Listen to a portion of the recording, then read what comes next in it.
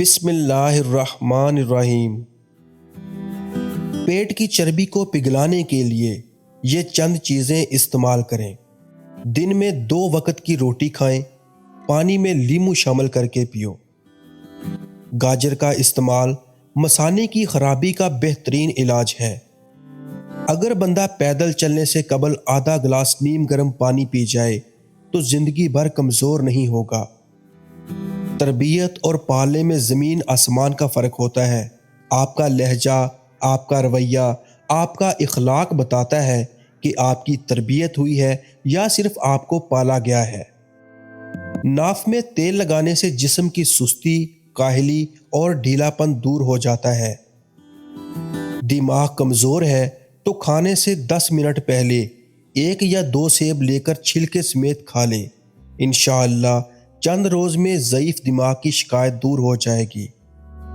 سر کی خشکی جان نہ چھوڑ رہی ہو تو چقندر کے پتے ابال کر اس کے پانی سے سر کو دھوئیں۔ ہمیشہ دبلے پتلے اور اسمارٹ رہنا چاہتے ہو تو گندم کا زیادہ استعمال کرو۔ موٹاپا کم کرنا ہو تو آدھا چمچ پسی ہوئی کلونجی 1 گلاس پانی میں ابال کر صبح شام لے لیں۔ اس سے بہت جلد وزن کم ہو جائے گا۔ گھر میں پرندوں کے بولنے سے اس بات کی نشانی ہے کہ گھر میں کبھی رزق کی تنگی نہیں ہوگی۔ اگر گھر میں کوئی بھی جانور، چاہے وہ بلی ہو یا کتا، اگر بچے دے تو گھر کے مالک کو دولت مند بنا دیتی ہیں۔ مرغی کے ساتھ مولی مت کھائیے ورنہ نقصان ہو سکتا ہے۔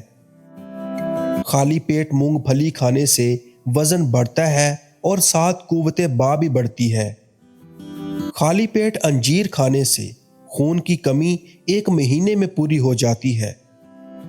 خالی پیٹ بادام کھانے سے جلد اچھی ہوتی ہے اور کمزوری دور ہو جاتی ہے۔ خالی پیٹ اخروٹ کھانے سے بال بہت لمبے اور گھنے ہو جاتے ہیں۔ خالی پیٹ پستہ کھانے سے شوگر اور بلڈ پریشر کنٹرول میں رہتے ہیں۔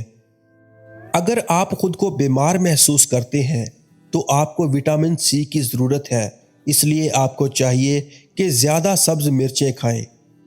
اگر آپ کو نیند نہیں آتی تو آپ کو میگنیشیم کی ضرورت ہے، اس لیے آپ کو چاہیے کہ بادام کھائیں۔ اگر آپ کے بال گرتے ہیں تو آپ کو زنک کی ضرورت ہے، اس لیے آپ کو چاہیے کہ آپ سفید چنے کھائیں۔ اگر آپ کو خون کی کمی ہے تو آپ کو آئرن کی ضرورت ہے، اس لیے آپ کو چاہیے کہ آپ کھجوریں زیادہ سے زیادہ کھائیں۔